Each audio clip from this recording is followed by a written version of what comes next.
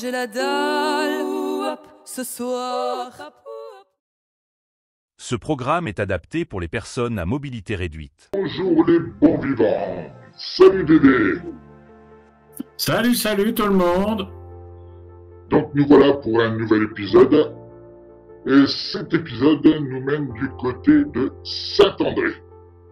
Mais oui, au pied des montagnes. Au bar restaurant le LCL Ibérique. Ça n'a pas été évident de trouver, c'était en... Non, c'est pas évident, c'est dans une zone d'activité, pas bien indiquée. Bon, c'est à l'entrée de Saint-André en tout cas, il faut savoir que c'est dans la zone. Voilà, et pour le tableau d'évaluation, donc l'accès PMR DD. Donc 2 étoiles, vous verrez dans le reste de la vidéo, c'est pas sensationnel pour les problèmes avec des mobilités réduites pour y accéder à ce restaurant. Donc on a mis que 2 étoiles, on va vous expliquer tout ça. L'accueil, très charmant, hein, là par contre, voilà, on est bien accueillis, c'est festif, c'est bien. 4 étoiles, les plats. Les plats, vous verrez, rien de transcendantal, c'est pour ça que 3 étoiles, une moyenne quoi. Voilà, les prix. Les prix, pareil, ça va avec les plats, 3 étoiles, rien de transcendantal, c'est pas excessif, c'est pas super cher. L'ambiance.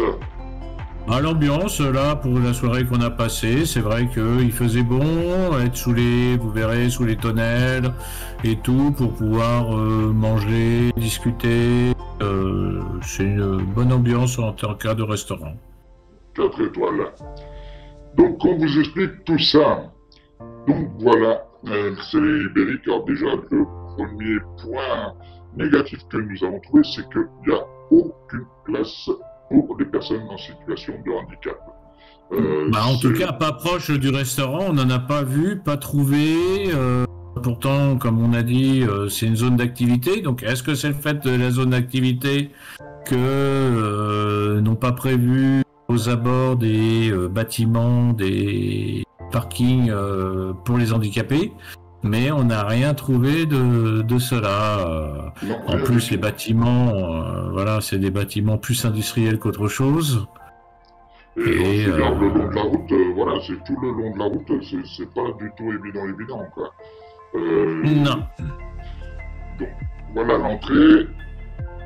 Voilà une entrée où c'est marqué qu'il y a un parking pour les clients.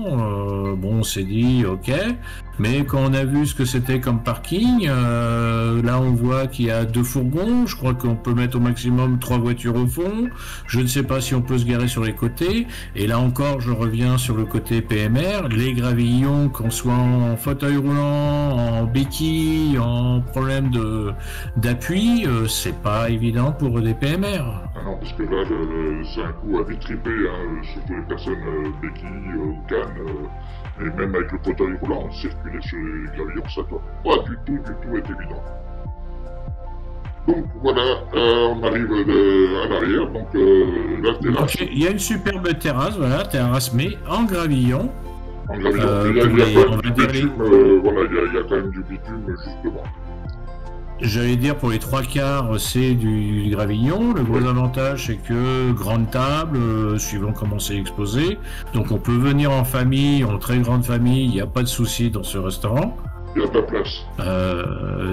Sous les tonnelles c'est vachement agréable dessus. Ça franchement il est pas mal organisé pour le côté extérieur. C'est ça. Mais l'intérieur. Voilà. L'intérieur, voilà, donc on peut y rentrer facilement en PMR. Ce qu'il y a, c'est que là encore, on voit un escalier où on peut monter à l'étage, où c'est indiqué qu'il y a à peu près 30 places, mais quelqu'un en fauteuil roulant, il reste en bas.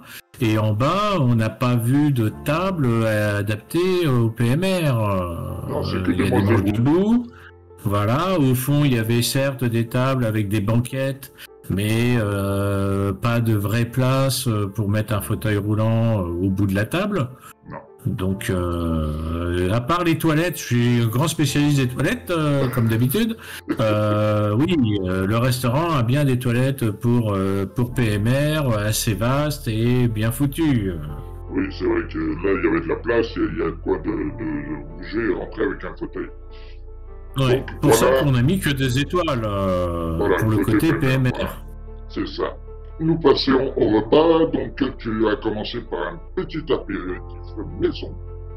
Ouais, à consommer avec modération parce que c'était en alcool. Un mélange très surprenant qui était en fait du rhum, du Rivesaltes mélangé avec de l'abricot. Donc le goût est très spécial, mais voilà, c'est surprenant et peut-être à tester pour ceux qui voudront tester le restaurant comme apéro maison. Tout à fait. Donc après, voilà, il y a différents tapas. Voilà, c'est surtout du tapas, très très nombreux types de tapas, il y en a pour tous les goûts. Comme je disais, bon, rien de transcendantal. Bon, on a voulu, quoi, moi j'ai voulu goûter le poulet au cornflakes.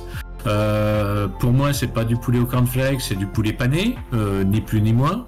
Mais c'était marqué poulet au cornflakes.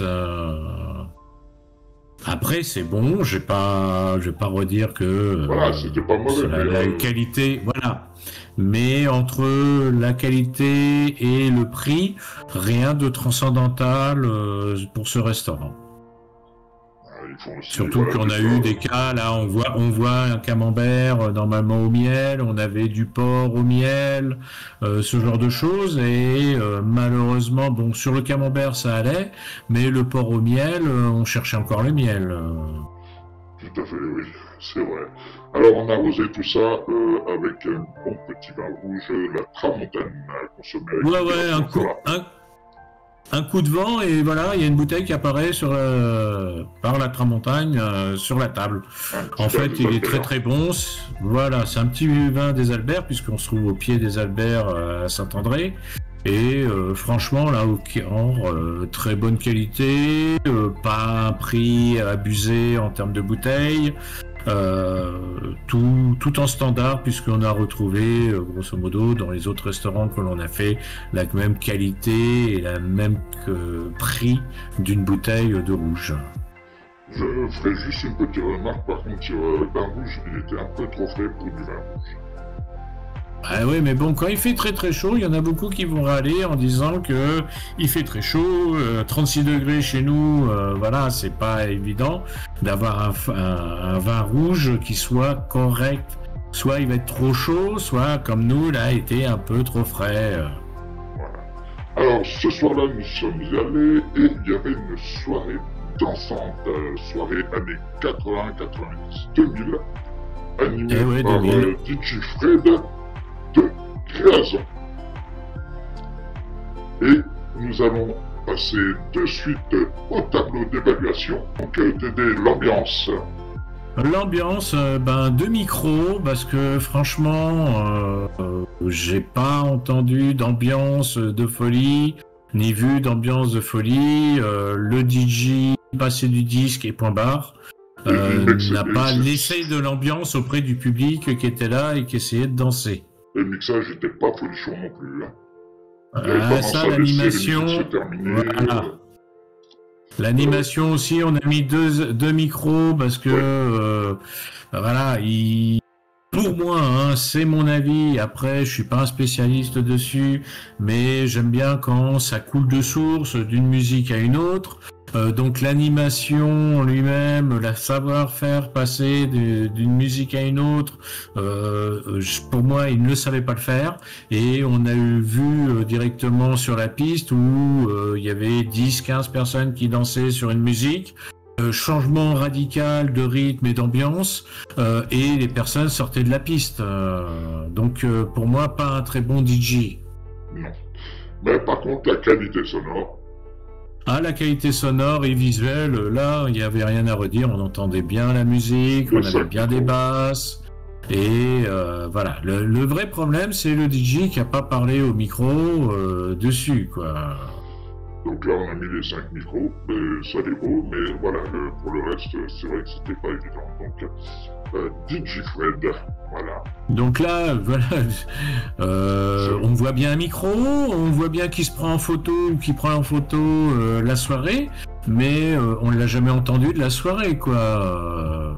Pour moi, se prendre en photo ou prendre en photo ce qui se passe, c'est pas le rôle d'un DJ, c'est le rôle plutôt, oui, du restaurateur, par exemple, mais pas du DJ. Le DJ devait mettre l'ambiance, devait mettre le feu, devait inviter les gens à venir danser et à venir s'éclater, mais pas à se prendre des photos.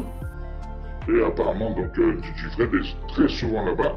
Je vois là une soirée sous Frank, une autre qu'il a fait. Donc, c'est notre avis personnel. Mais vous pouvez aller essayer, nous faire un petit retour.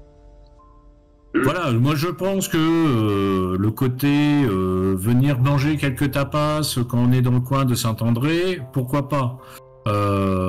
Mais les soirées comme là on a eu dessus, un peu déçu quand même sur la soirée en elle-même, l'animation dessus et l'approche de... Je crois savoir que le lieu fait aussi des concerts, des soirées karaoké. Donc, voilà, en concert, ça doit être sympa en concert. Oui, ça doit être très sympa. Dans le cadre là qu'on était, là, à l'extérieur, en terrasse et tout, ça doit être excellent. Mais il reste quand même le problème qui est notre fonds de commerce, on va dire, de vidéo, c'est que les personnes à mobilité réduite vont être un peu exclues de ce genre de soirée. C'est ça, oui. Entre les graviers, qu'il n'y ait pas de place pour eux, que voilà, les trottoirs sont pas évidents, que les gens se garent sur les trottoirs parce qu'il n'y a pas assez de place de parking à côté du restaurant. Voilà. Donc, voilà. voilà. Il y a des petites choses voilà, que j'ai vues comme ça qui auraient pu embêter des personnes à mobilité réduite. Voilà, c'était notre point de vue. Puis sur ce, les amis, je vous souhaite la belle soirée à plus en bus. Et à la prochaine, salut tout le monde. Abonnez-vous à la chaîne, la petite cloche pour ne rien louper, et likez les vidéos ainsi que la page Facebook.